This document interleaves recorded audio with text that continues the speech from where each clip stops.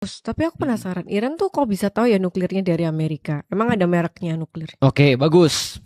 Kayak Jadi gini, mungkin aja tuh sebenarnya dari Indo. bagus. Jadi Dari Indo. Kan kita yang pertama kali Nuklir made lokal. ada sih, santet namanya.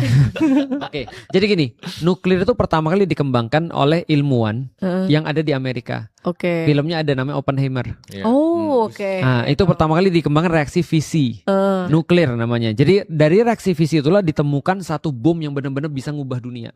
Nah, dan yang pertama kali make itu Amerika. Berarti nuklir itu bisa kita sederhanakan itu adalah made in Amerika. Oke. Dan Amerika ngasih teknologi ini pada siapapun yang dia suka.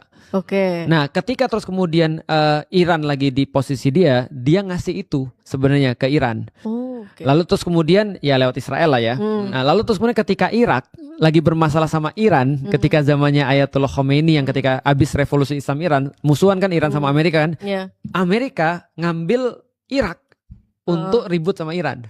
Oke. Dan Irak dikasih senjata pemusnah massal juga. Tapi lucunya 2001 ketika dia mau nyerang Irak, dia bilang apa?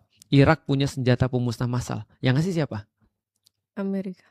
Iya, dia sendiri yang ngasih. Paham kan dunia ini kayak apa kan? Oh. Nah, jadi lu udah mulai semakin paham kan?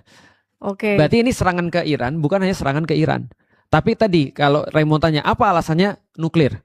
Soal nuklir, tapi alasannya bukan itu. Alasannya adalah dari awal Israel minta kepada Amerika agar Iran itu dihabisin, diganti, nggak supaya terus kemudian pelakunya adalah nggak pemimpinnya Islam lagi. Supaya kenapa? Karena Israel sudah presentasi, dia pengen buat negara yang namanya Greater Israel.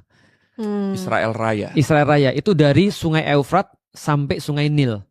Itu berarti apa? Yordan jadi milik dia, Libanon jadi milik dia, Suriah jadi milik dia, Mekah dan Madinah hampir jadi milik dia, lalu kemudian Mesir jadi milik dia, sebagian Irak sebagian Irak benar jadi milik dia, sebagian Iran jadi milik dia, dan sebagian Turki jadi milik dia. Ya ampun. Tapi kan Israel tuh benernya di bawahnya Amerika kan secara.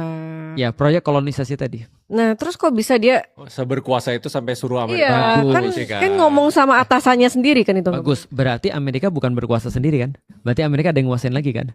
Dan penguasa Amerika mungkin sama kayak penguasanya Israel kan? Siapa? Itu yang kita mau bahas nih. Ini yang terlalu banyak yang orang bilang konspirasi elit global. Iya, iya. Bentar.